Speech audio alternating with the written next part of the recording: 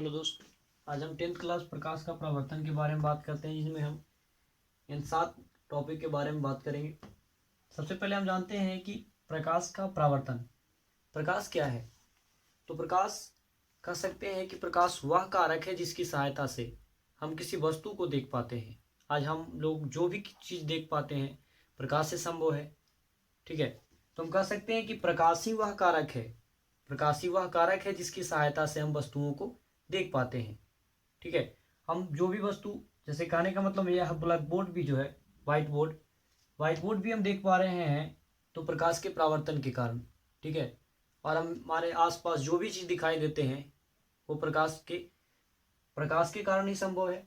और परावर्तन, परावर्तन का मतलब होता है टकरा लौटना, ठीक है, या वापस आना।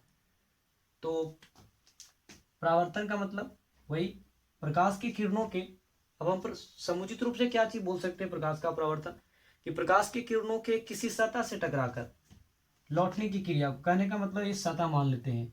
अब प्रकाश की किरण आ रही है, ठीक है, इस टाइप से प्रकाश की किरण जा रही है, तो प्रकाश की किरणों से को किसी सतह से टकराकर वापस लौटने की क्रिया को ही कहते हैं प्रकाश का परावर्तन। या जो सतह है समतल भी हो सकता है, ठीक है, रुखड़ी भी हो सकती है, लेकिन कहने का मतलब प्रकाश का परावर्तन में हम पढ़ते हैं तो समतल दर्पण, ठीक है, समतल दर्पण का प्रयोग किया जाता है, क्योंकि परावर्तन का सबसे अच्छा स्रोत जो माना जाता है समतल दर्पण को। ठीक है, और सतह अगर उखड़ी रहेगी तो उससे परावर्तन कम होता है, इन नहीं कि कहने का मतलब है कि परावर्तन होगा ही नहीं। ठीक है, अब हम बात करते हैं प्रकाश स्रोत। प्रकाश स्रोत की बात करते हैं। प्रकाश स्रोत, प्रकाश या प्रकाश के स्रोत। तो प्रकाश तो हमको आपको बता दिए हैं कि प्रकाश वह कारक है जिसकी सहायता से हम वस्तुओं को देख पाते हैं। अब बात करते हैं उसके स्रोत। तो प्रकाश के स्रोत जो हैं, कहने का मतलब प्रकाश, तो प्रकाश के स्रोत दो प्रकार के हैं। एक तो होता है प्राकृतिक, प्राकृतिक हो सकता है आपका, और एक होता है मानव निर्मित, मानव निर्मित। ठीक है, दो प्रकार का हो सकता है प्रकाश के स्रोत, प्रकाश का स्रोत। ठीक है, दो प्रकार का हो सकता है, एक तो प्राकृतिक और एक मानव निर्मित। प्राकृतिक जिसको हम लोग भगवान मानते हैं, बोलते हैं भगवान ने बनाया है, वही प्राकृतिक है आपका। और मानव निर्मित, तो प्राकृतिक में आ जाएगा आपका, हो सकता है जैसे कहने का मतलब सूर्य, सूर्य ले सकते हैं, तारे, ये सब आपका है प्राकृतिक स्रोत। ठीक है, सूर्य, तारे। और मानव निर्मित, तो मानव निर्मित में हम कर सकते हैं जलता हुआ बल्ब, ठीक है, मोमबत्ती, टॉर्च, ठीक है, आदि कई भी प्रकाश हो सकते कर सकते हैं, क्योंकि मानव निर्मित तो काफी सारे स्रोत हैं। ठीक है, और प्राकृतिक में सूर्य, तारे आदि हैं। तो हम कहने का मतलब प्रकाश और उसके स्रोत, तो प्रकाश दो प्रकार के हैं, एक प्राकृतिक और मानव निर्मित। ठीक है, तो प्राकृतिक स्रोत में आते हैं सूर्य, तारे, और मानव निर्मित स्रोत में मोमबत्ती हो गया, जलता हुआ बल्ब या टॉर्च इत्यादि हो सकते हैं।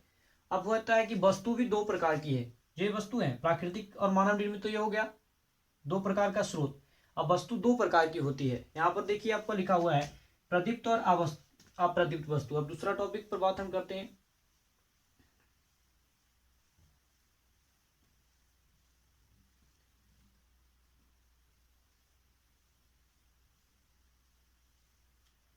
पहला है आपका प्रदीप्त। प्रदीप्त का बात करते हैं तो वे वस्तुएं जो प्रकाश उत्सर्जित करती है, यानी कि छोड़ती है, कहने का मतलब है कि उत्सर्जन करना का मतलब छोड़ना। ठीक है, तो वे वस्तुएं जो प्रकाश उत्सर्जित करती है उसके हम प्रदीप्त वस्तुएं कहते हैं। जैसे कहने का मतलब सूर्य भी ले सकते हैं, ठीक है, तारे भी ले सकते हैं, और भी कई कई हो सकते हैं, जैसे जलता हुआ बल्ब, जलता हुआ बल्ब।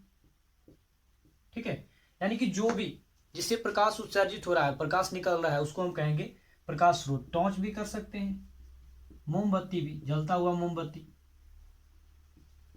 ठीक है, ये सब है आपके क्या, प्रदीप्त वस्तुएं, प्रदीप्त वस्तु हैं।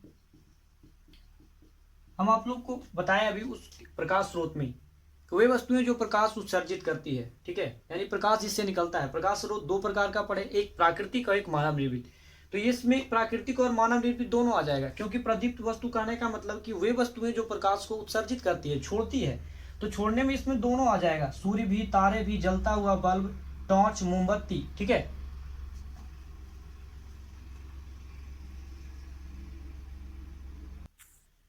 तो यहाँ पर हम कह सकते हैं कि प्रदीप्त वस्तु में दोनों आ जाएगा, अति मानव निर्मित भी और प्राकृतिक भी, ठीक है। अब हम बात करते हैं अप्रदीप्त वस्तु, अप्रदीप्त वस्तु, ठीक है। अप्रदीप्त वस्तुएं तो वे वस्तुएं जो प्रकाश उत्सर्जित नहीं करती है, यानी जिससे प्रकाश नहीं निकल सकता है। तो इसमें तो हम काफी सारा एग्जाम्पल ले सकते हैं, जैसे कहने का मतलब जो वस्तुएं निर्जीव में भी ले सकते हैं, जैसे कहने का मतलब टेबल, कुर्सी, या कहने का मतलब ये भी मार्कर भी ले सकते हैं इसमें हम, ठीक है, या डस्टर, कोई भी चीज यानी कि जिससे प्रकाश नहीं निकलता है। कहने का मतलब हमारे आसपास काफी सारे एग्जाम्पल जिससे प्रकाश नहीं निकलता है, तो उसको हम अप्रदीप्त वस्तु के अंतर्गत रखते हैं। और वे वस्तुएं जो प्रकाश उत्सर्जित करती है, जैसे सूर्य, तारे, जलता हुआ बल्ब, इसको हम प्रदीप्त वस्तु कहते हैं। अब आते हैं प्रकाश की किरण।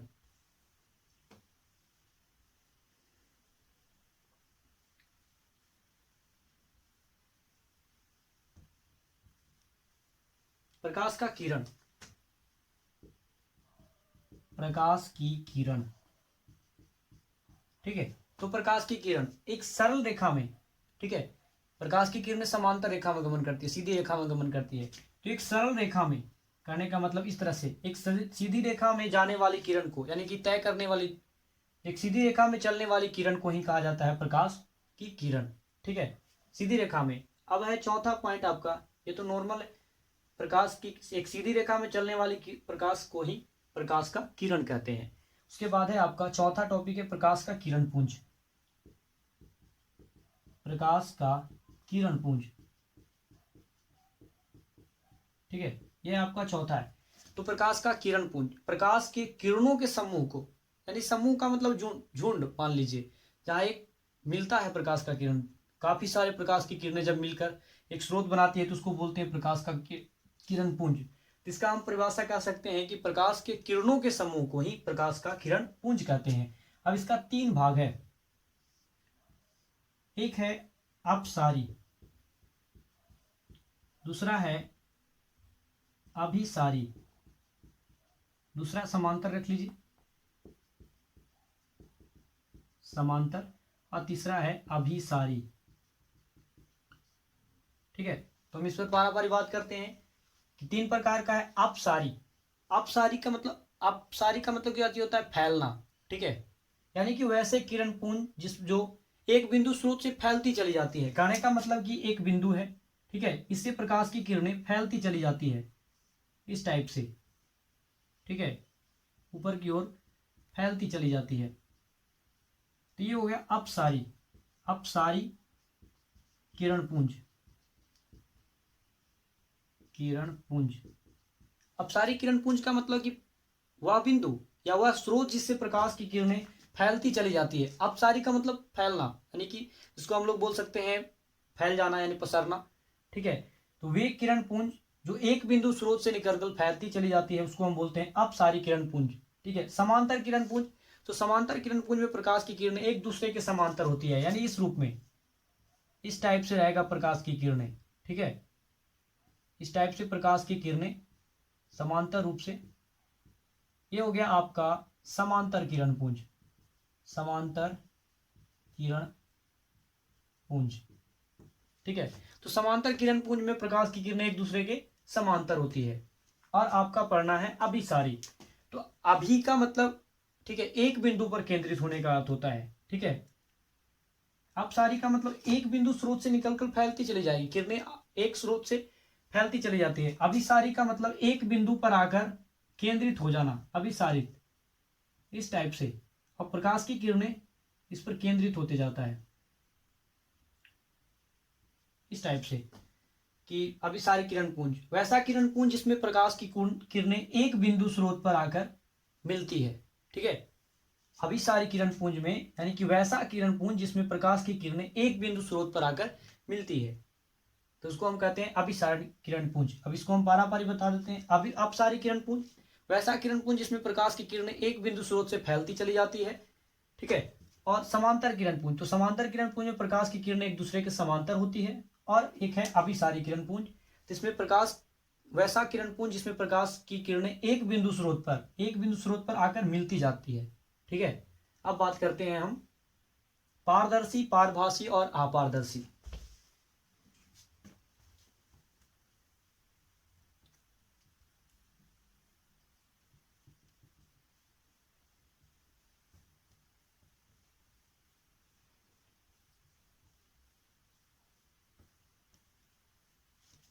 ठीक है, पारभासी,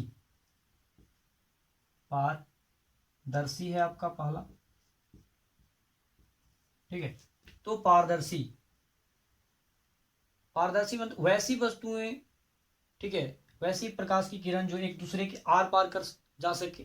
करने का मतलब, पारदर्शी का मतलब आर पार, यानी कि पार हो जाना। जब प्रकाश की किरणें एक वस्तु से दूसरी वस्तु के आर पार हो जाती है तो हम कहते हैं पारदर्शी, ठीक है। और पारभासी यानी वैसा पदार्थ, कहने का मतलब दूसरा है आपका है पारभासी, ठीक है। और तीसरा है आपका अपारदर्शी। तो वे वस्तुएं जिससे प्रकाश की किरणें पार कर जाती है, यानी पूरी तरह से, तो हम बोलेंगे पारदर्शी। और पारभासी, तो वे वस्तुएं जिससे प्रकाश के कुछ ही कण पार कर सकते हैं, ठीक है, तो उसको हम रखते हैं पारभासी की श्रेणी में। और अपारदर्शी यानी कि वे वस्तुएं जिनसे प्रकाश के कण मतलब कि पार ही नहीं किया जा सकता है, वे वस्तुएं जिसे प्रकाश के कण पार नहीं कर सकते हैं, उसको हम अपारदर्शी कहते हैं। तो पारभासी यानी कहने का मतलब जल, जिसमें प्रकाश के कण पार कर जाते हैं, ठीक है, जल रख सकते हैं, हवा भी कर सकते हैं, ठीक है। और पारभासी जिससे प्रकाश के कण, पारभासी मतलब कुछ ही भाग, प्रकाश के कुछ ही भाग पार कर सकते हैं, जैसे रबड़ अति बैलून ले सकते हैं, बैलून,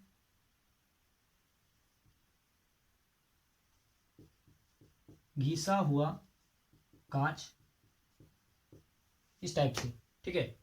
तो पारभासी का मतलब वैसे पदार्थ, वैसी वस्तुएं जिनसे प्रकाश के कुछ ही भाग पार कर सकते हैं, उसको हम पारभासी कहते हैं। और पारदर्शी वैसा पदार्थ जिनसे प्रकाश की किरणें आसानी से पार कर सकते हैं, उसको हम पारदर्शी कहते हैं। और अपारदर्शी जिससे प्रकाश की किरणें नहीं पार कर सकती हैं, वैसी वस्तुएं जिनसे प्रकाश की किरणें पार नहीं करती है, जैसे हम टेबल रख सकते हैं, लकड़ी आदि कर सकते हैं, ठीक है। अब हम बात करते हैं प्रकाश का परावर्तन।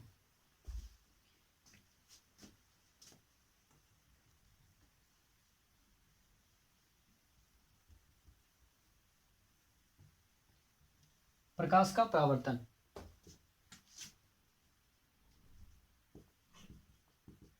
प्रकाश का परावर्तन, ठीक है। तो प्रकाश के किरणों के किसी सतह से टकराकर, सतह कोई भी हो सकता है, कहने का मतलब, तो प्रकाश की किरणों के सतह से टकराकर वापस लौटने की क्रिया को, या वापस आने की, जो प्रकाश वापस आता है लौटकर, उसको ही कहते हैं प्रकाश का परावर्तन। तो प्रकाश की किरणों के किसी सतह से टकराकर वापस आने की प्रक्रिया को ही कहते हैं प्रकाश का परावर्तन। और परावर्तन का नियम, प्लस में हम नियम जोड़ लेते हैं इसमें। अगर हमको पूछे कोई परावर्तन का नियम क्या है, तो प्रकाश की किरणें किसी सतह से टकराकर जिन नियमों का पालन कर लौटती है, उसको ही कहते हैं परावर्तन का नियम, परावर्तन का नियम, ठीक है। हमको अगर कोई पूछे प्रकाश का परावर्तन क्या है, तो हम बता सकते हैं प्रकाश के किरणों के किसी सतह से टकराकर वापस लौटने की क्रिया को ही प्रकाश का परावर्तन कहते हैं। और या जिन नियमों का पालन कर वह ऐसा करती है, उसको कहते हैं परावर्तन का नियम, ठीक है। अब हम देखते हैं प्रकाश के परावर्तन को, समतल दर्पण पर दिखाते हैं आपको।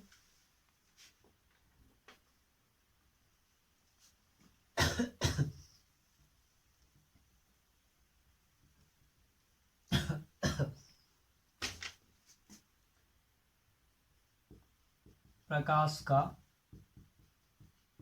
परावर्तन, ठीक है, एक समतल दर्पण लेते हैं,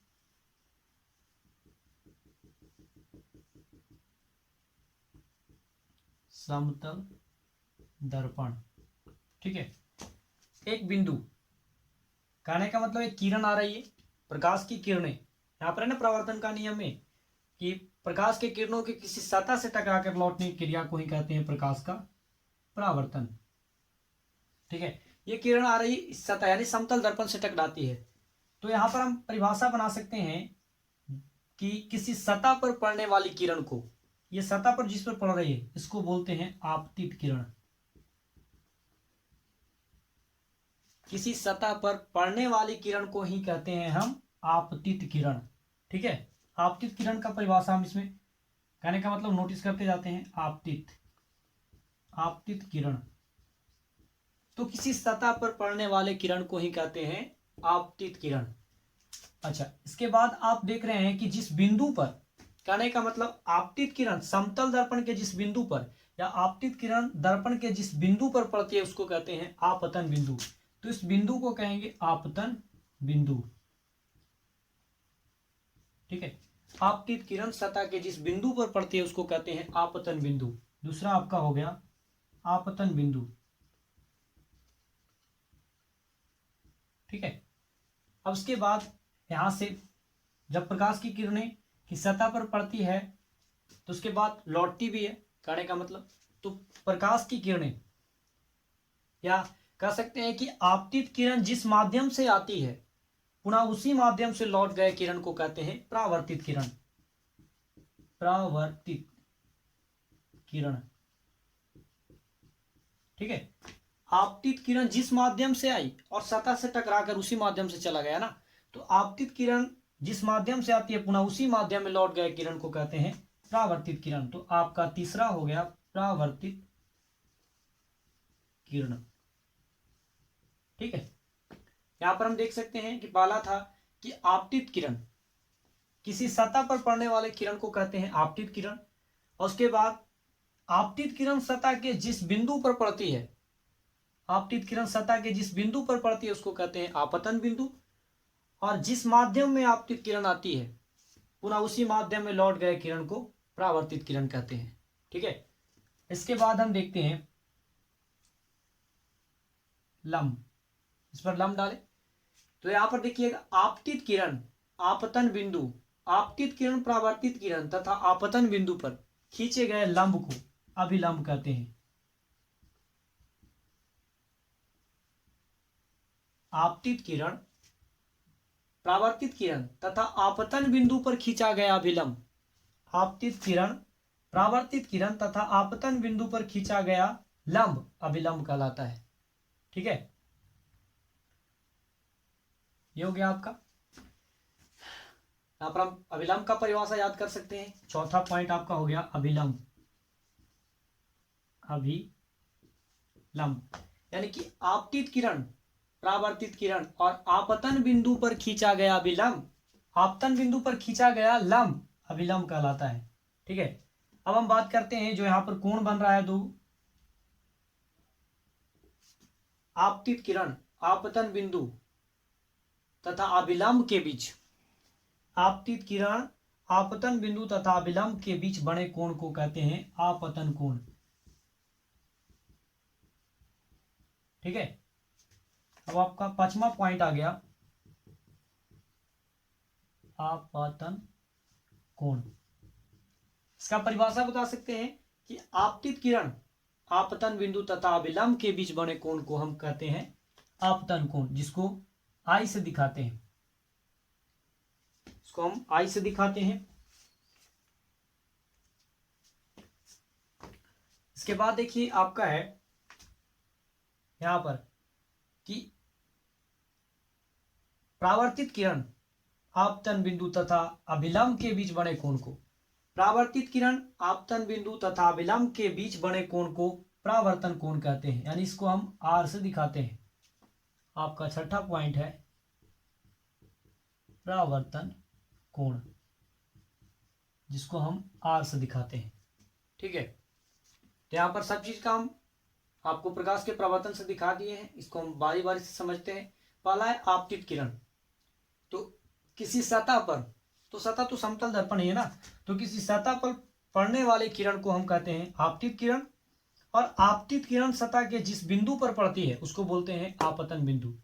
ठीक है, और जिस माध्यम से आपतित किरण आई, ये तो आपतन बिंदु आप समझ गए ना।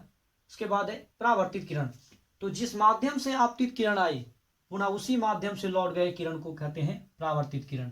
ठीक है, अब आपका चौथा था अभिलंब। अभिलंब, तो आपतित किरण, परावर्तित किरण तथा आपतन बिंदु पर खींचा गया लंब अभिलंब कहलाता है। ठीक है, आपतित किरण, परावर्तित किरण तथा आपतन बिंदु पर खींचा गया लंब अभिलंब कहलाता है। उसके बाद है आपका आपतन कोण। आपतित किरण, आपतित किरण, आपतन बिंदु तथा अभिलंब के बीच बने कोण को आपतन कोण कहते हैं, जिसको हम आई से दिखाते हैं। और परावर्तन कोण, तो परावर्तित किरण, परावर्तन तो है तो परावर्तित से चलेंगे, परावर्तित किरण, आपतन बिंदु और अभिलंब के बीच बने कोण को हम परावर्तन कोण कहते हैं, जिसको हम आर से दिखाते हैं। आज के वीडियो में इतना ही, अगले वीडियो में हम इस और चैप्टर से रिलेटिव बातों को बताएंगे। अगर वीडियो अच्छा लगा हो तो चैनल को सब्सक्राइब कीजिए, शेयर कीजिए और लाइक कीजिए।